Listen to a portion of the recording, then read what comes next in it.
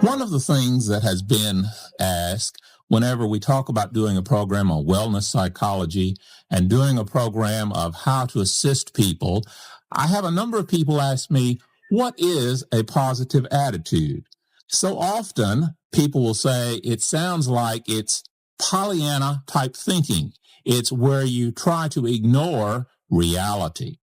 I don't see positive thinking as that at all. It's basically making a personal choice on how you choose to see life. I believe, for example, that on the surface, attitude is the way you communicate your mood to other people. For example, when you're optimistic and anticipate successful encounters, you transmit a positive attitude to people.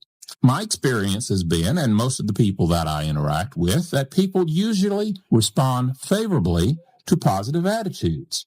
On the other hand, when you're pessimistic and you expect the worst, your attitude often is negative, and people tend to avoid you. Now, having said that, I have to, of course, go right into an exception. We psychologists tend to do that frequently. If you're interacting with someone who is playing a psychological game such as Ain't It Awful, they're not going to be looking for positive people to be playing the game with. I mean, after all, if you're going to see the world as being terrible, as being hypocritical, as being a spiteful, dangerous place where you cannot be vulnerable, then you're going to seek out other people with negative attitudes. Or, I mentioned earlier, the people who insist on reality. I've never really understood why, but it seems like so many of the people who insist on looking at the world as it really is, insist that the world is negative. The jar, is it half full or is it half empty? Well, so often the so-called self-proclaimed realist see it as being negative. I just see it as the reverse. I make a choice to see it positive.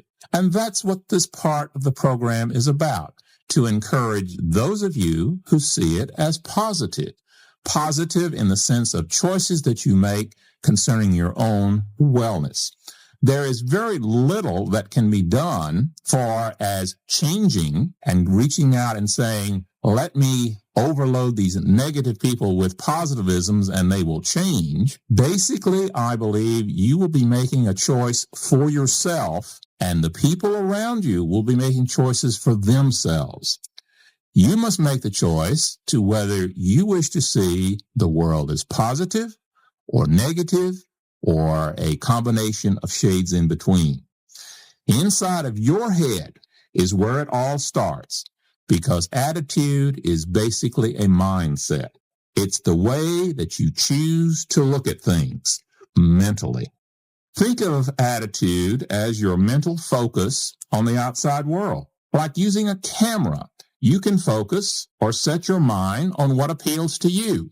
In other words, if I were to give you a camera and say, you take a picture of what you would like to take a picture of. Some people would take wildflowers. Some people would take scenery. Some people would take pictures of people standing. Some people would take action shots. Some people would prefer color. Some people would prefer black and white. The choice is yours. You focus on what appeals to you, not what other people are doing with their cameras, but what you choose to do with yours. For example, you can see situations as either opportunities or failures.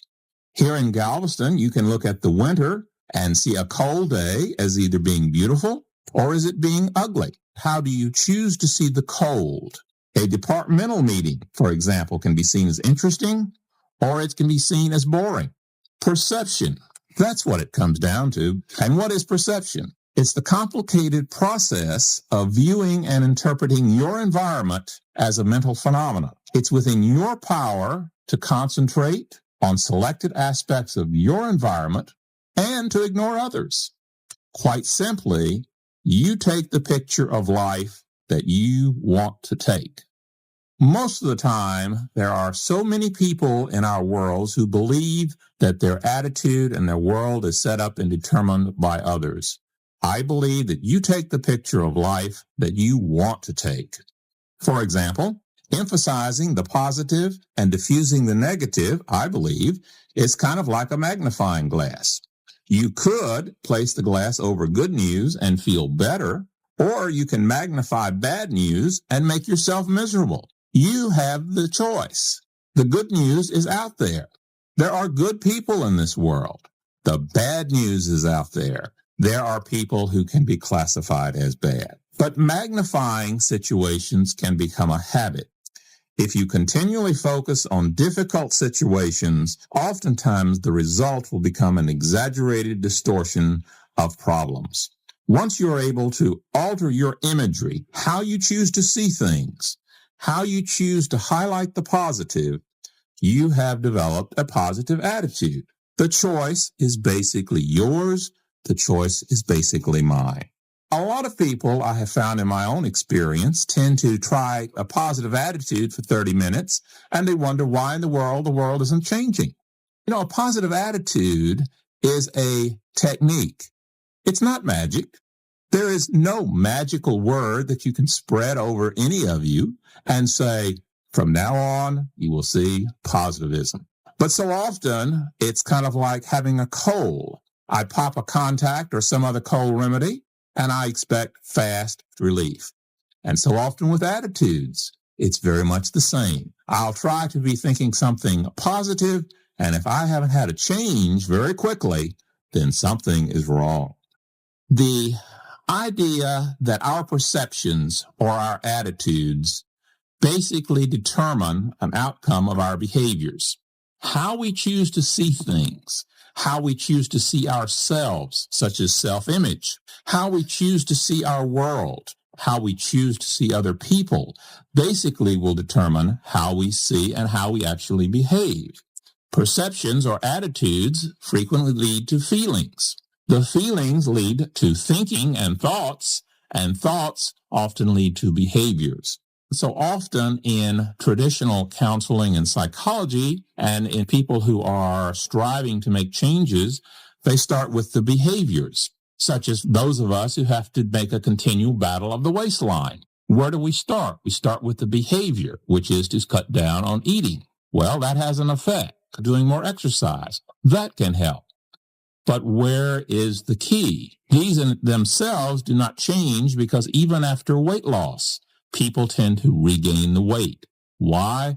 Because their image of themselves has not changed. So one of the things that I leave with you is a very encouraging concept of remembering that positive attitudes are how we choose the picture that we take of ourselves, the picture that we take of our world, and the choice is ours. If you would ever like to kind of assess what is your own attitude, just look at your friend's attitude. Who are the people that you choose to be around? Do you choose to be around people who have positive, uplifting, nourishing, and nurturing views? Or do you tend to be around people who are cynical, who are always complaining, nagging, griping, and groaning? The choice is yours.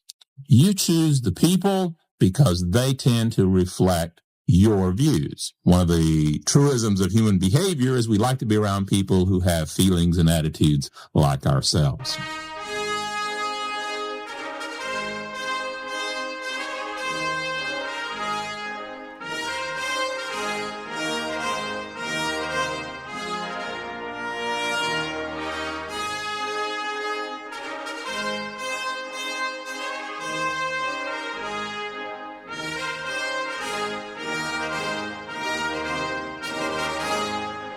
I thank all of you who have been listening and hope you will join us again each Thursday evening here on KGBC for the Power for Positive Living Through Friendship. This is your host, James Huey. Thanks for joining us, and I'll see you next Thursday night.